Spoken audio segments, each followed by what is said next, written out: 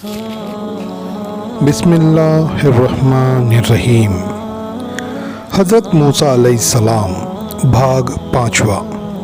फ़िरऔन का ऐलान। गरज जब फ़िरऔन और उसके सरदारों को मूसा अलैहिस्सलाम को हराने में नाकामी हुई तो फ़िरऔन ने अपनी कौम में ऐलान किया, जिसका तर्जुमा ये है: ऐ कौम, क्या मैं मिस्र के ताज व तख्त का मालिक नहीं हूँ? मेरी हुकूमत के कदमों के नीचे ये नहरें बह रही हैं। क्या तुम मेरे इस जलाल को नहीं देखते? अब बताओ, क्या मैं बुलंद व बाला हूँ या जिसको न इज़्ज़त नसीब और जो बात भी साफ न कर सकता हो? अगरचे अपने खुदा के यहाँ इज़्ज़त वाला है तो क्यों उस पर आसमान से सोने के कंगन नहीं गिरते, या फरिश्ते ही उसके सामने पर बांध कर खड़े नहीं होते? ज़ुखरुफ। मिस्रियों पर अल्लाह का कहर। गरज हज़रत मूसा अलैहिस्सलाम की रुश्द व हिदायत का फ़िरऔन और उसके सरदारों पर मुतलक असर नहीं हुआ और कुछ को छोड़कर आम मिस्रियों ने भी उन्हीं की पैरवी की, और सिर्फ यही नहीं बल्कि फ़िरऔन के हुक्म से बनी इसराइल की नरीना औलाद यानी लड़के कत्ल किए जाने लगे। मूसा अलैहिस्सलाम की तौहीन व तज़लील होने लगी और फ़िरऔन ने अपने रब और माबूद होने की ज़ोर शोर से तबलीग शुरू कर दी। तब हज़रत मूसा अलैहिस्सलाम पर वही आई कि फ़िरऔन को इत्तला कर दो कि अगर तुम्हारा यही तौर तरीका रहा तो बहुत जल्द तुम पर अल्लाह का अज़ाब नाजिल होने वाला है।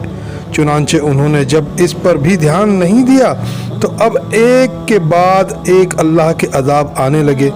ये देखकर फ़िरऔन और उसकी कौम ने यह तरीका इख्तियार किया कि जब अल्लाह का अज़ाब किसी एक शक्ल ज़ाहिर होता तो फ़िरऔन और फ़िरऔन की कौम हज़रत मूसा से वायदा करने लगती, अच्छा हम ईमान ले आएंगे, तू अपने खुदा से ये दुआ कर कि ये अज़ाब जाता रहे। और जब वो अज़ाब जाता रहता तो फिर सरकशी और नाफरमानी पर उतर आते। फिर अज़ाब जब दूसरी शक्ल में आता तो कहते कि अच्छा हम बनी इसराइल को आज़ाद करके तेरे साथ रवाना कर देंगे, दुआ कर कि ये अज़ाब ख़त्म हो जाए।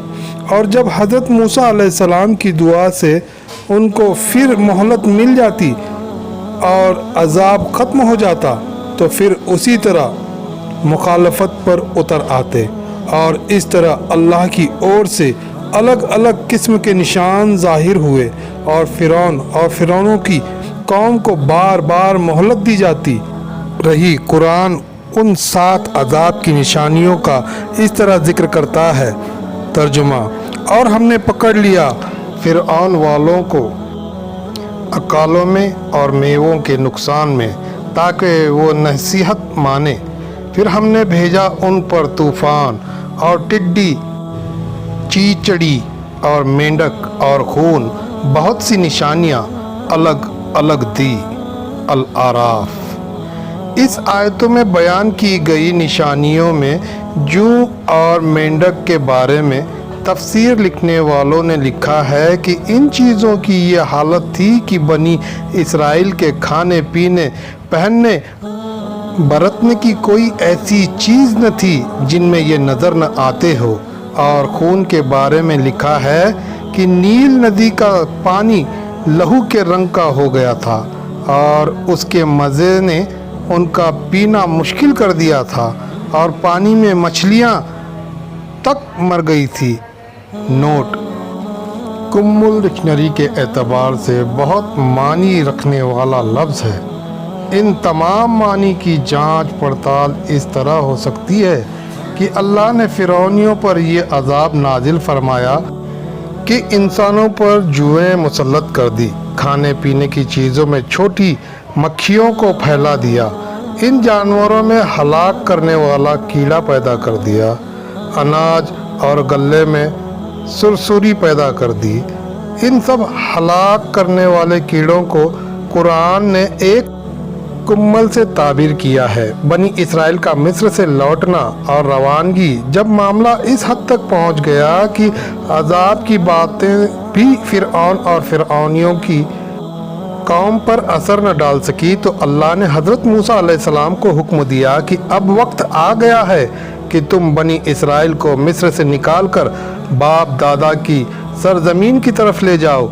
इसलिए हज़रत मूसा और हारून बनी इसराइल को लेकर रातों रात लाल सागर के रास्ते पर हो लिए और रवाना होने से पहले मिस्री औरतों के ज़ेवरात और कीमती चीज़ों जो एक त्योहार में उधार लिए थे वो भी वापस न कर सके कि कहीं मिस्रियों पर असल हाल न खुल जाए।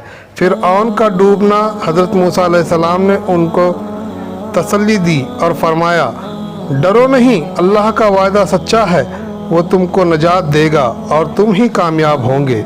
और फिर अल्लाह की बारगाह में हाथ फैलाकर दुआ करने लगे। अल्लाह की ओर से मूसा को हुक्म दिया कि अपनी लाठी को पानी पर मारो ताकि पानी फटकर बीच में से रास्ता निकल आए। चुनांचे मूसा ने ऐसा ही किया। जब उन्होंने समुद्र पर अपना आसा यानी लाठी मारा तो पानी फटकर दोनों तरफ दो पहाड़ की तरह खड़ा हो गया और बीच में रास्ता निकल आया और हज़रत मूसा अलैहिस्सलाम के हुक्म से तमाम बनी इसराइल उसमें उतर गए और सूखी ज़मीन की तरह उससे पार हो गए। फिरौन ने यह देखा तो अपनी कौम से मुखातब होकर कहने लगा, ये मेरी करिश्मा साजी है कि बनी इसराइल को तुम जा पकड़ो, इसलिए बड़े चलो। चुनांचे फिरऔन और उसकी पूरी फ़ौज बनी इसराइल के पीछे उसी रास्ते पर चल पड़ी। लेकिन अल्लाह ताला की करिश्मा साजी देखिए कि जब बनी इसराइल का हर आदमी दूसरे किनारे पर सलामती के साथ पहुंच गया तो पानी अल्लाह के हुक्म से फिर अपनी असली हालत पर आ गया और फिरऔन और उसकी तमाम फ़ौज जो अभी बीच ही में थी डूब गई। जब फिरौन डूबने लगा और अजाब के फरिश्ते सामने नज़र आने लगे तो पुकार कर कहने लगा, मैं उसी एक खुदा का जिसका कोई शरीक नहीं ईमान लाता हूँ, जिस पर बनी इसराइल ईमान लाए हैं, और मैं फरमाबरदारों में से हूँ। मगर ये ईमान चूँकि हकीकी ईमान न था बल्कि पिछले फरेबकारियों की तरह नजात हासिल करने के लिए ये भी एक डावाडोल बात थी, इसलिए अल्लाह की तरफ से ये जवाब मिला। तर्जुमा, अब ये कह रहा है, हालांकि इससे पहले जब इकरार का वक्त था उसमें इनकार और खिलाफ ही करता रहा और हकीकत में तू फसाद पैदा करने वालों में से है। सूरह यूनुस। यानी अल्लाह को खूब मालूम है कि तू मुस्लिमीन में से नहीं बल्कि फसाद पैदा करने वालों में से है। हकीकत में फ़िरौन की ये पुकार ऐसी पुकार थी जो ईमान लाने और यकीन हासिल करने के लिए नहीं बल्कि अल्लाह के अजाब को देख लेने के बाद इजतिरारी और बेइख्तियारी की हालत में निकलती है, और अजाब के देखने के वक्त ईमान व यकीन की ये सदा हज़रत मूसा अलैहिस्सलाम की इस दुआ का नतीजा थी जिसका जिक्र पिछले पार्ट्स में पढ़ चुके हैं। तर्जुमा, बस ये उस वक्त तक ईमान न लाएं जब तक अपनी हलाकत और अजाब को आँखों से देख न ले। अल्लाह ने कहा, बेशक तुम दोनों की दुआ कबूल कर ली गई। सूरह यूनुस। इस मौके पर फिरऔन की पुकार पर अल्लाह की ओर से ये भी जवाब दिया गया। तर्जुमा, आज के दिन हम तेरे जिस्म को उन लोगों के लिए जो तेरे पीछे आने वाले हैं नजात देंगे कि वो इबरत का निशान है। सूरह यूनुस। फिरौन की लाश। मिस्रवाद। इजिप्टोलॉजी के मिस्री चिड़ियाघर में एक लाश आज तक महफूज है। ऐसा मालूम होता है कि समुद्र में डूबे रहने की वजह से उसकी नाक को मछलियों ने खा लिया है। कहा जाता है कि ये लाश मूसा के फिरऔन की है। बहरहाल ये आम व ख़ास की तमाशगाह है। इसके बारे में फ्रांस के मशहूर डॉक्टर मॉरिस बुकाय की दिलचस्प दास्तान यहाँ तफसील में पढ़ें, जो डॉक्टर बुकाय के ईमान लाने की वजह भी बनी। समुद्र का फटना। قرآن مجید میں بنی اسرائیل کے روانہ ہونے، فرعون کے ڈوبنے اور بنی اسرائیل کی نجات کے واقعے کو بہت تھوڑے میں بیان کیا گیا ہے، اور اس نے اس کے صرف ضروری حصوں کا ہی ذکر کیا ہے۔ البتہ اس سے متعلق عبرت، نصیحت، بصیرت، مواعظات کے معاملے تھوڑا تفصیل کے ساتھ ذکر کیے گئے ہیں۔